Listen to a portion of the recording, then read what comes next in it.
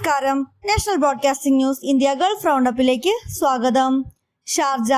വിദേശ രാജ്യങ്ങളിൽ ഒരു വർഷത്തിലേറെ താമസിച്ച ശേഷം ഇന്ത്യയിലേക്ക് മടങ്ങിയെത്തുന്ന പ്രവാസികൾക്ക് കസ്റ്റംസ് നിയമങ്ങൾ അനുസരിച്ച് നിശ്ചിത അളവ് സ്വർണ്ണാഭരണങ്ങൾ ഡ്യൂട്ടി ഇല്ലാതെ കൊണ്ടുവരാമെങ്കിലും ഈ നിയമത്തിൽ കാലോചിതമായ മാറ്റങ്ങൾ വരുത്താത്തതിനെ തുടർന്ന് യാത്രക്കാർ ആശയക്കുഴപ്പത്തിൽ. നിലവിലെ സ്വർണ്ണവില കുതിച്ചുയർന്ന സാഹചര്യത്തിൽ പതിറ്റാണ്ടുകൾക്ക് മുമ്പ് നിശ്ചയിച്ച മൂല്യപരിധി അപ്രസക്തമായതാണ് ഈ ആശയക്കുഴപ്പങ്ങൾക്ക് പ്രധാന കാരണം.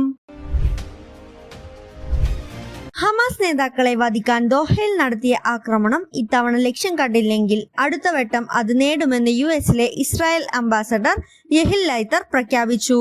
ഇസ്രായേലിനെതിരായി ഉയരുന്ന വിമർശനങ്ങൾ അദ്ദേഹം തള്ളി. ഗാസയിൽ വെടിനിർത്തലിനുള്ള രാജ്യാന്തര ശ്രമങ്ങളെ ഇസ്രായേൽ തന്നെ തുരങ്കം വയ്ക്കുമെന്ന ആശങ്ക ഇതോടെ ശക്തമായി. അതേസമയം സമാധാന ചർച്ചയ്ക്കു മധ്യസ്ഥത തുടരുമെന്നു ഖത്തർ പ്രഖ്യാപിച്ചു.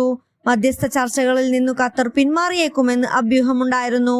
ഇസ്രായേൽ ആക്രമണം മുൻകൂട്ടി അറിയിച്ചിരുന്നുവെന്ന US അവകാശവാദം ഖത്തർ തള്ളി. മസ്കറ്റ് വിമാനത്താവളത്തിൽ 8 കിലോ കഞ്ചാവുമായി ഇന്ത്യക്കാരിയായ യാത്രക്കാരിയെ പിടികൂടി.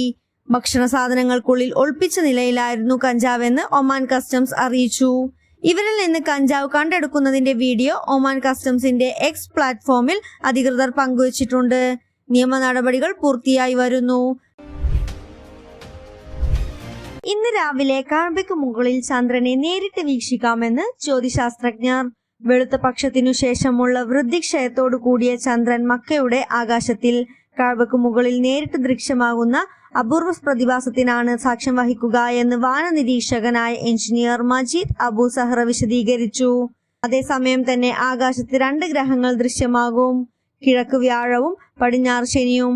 കൂടാതെ നിരവധി തിളക്കമുള്ള നക്ഷത്രങ്ങളെയും കാണാം. കൂടുതൽ അപ്ഡേറ്റ്സിനായി കാത്തിരിക്കുക. National broadcasting news India. നന്ദി.